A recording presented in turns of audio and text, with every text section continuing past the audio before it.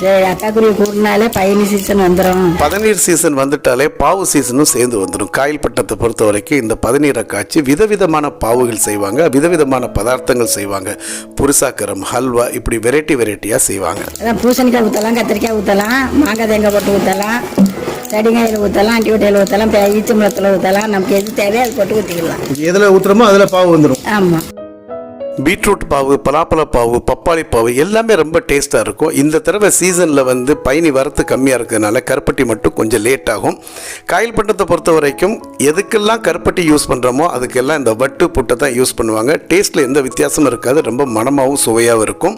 வட்டுங்கிறது சைஸில் பெருசாக இருக்கும், புட்டுங்கிறது சின்னதாக இருக்கும், ரெண்டுமே ஒன்று தான்.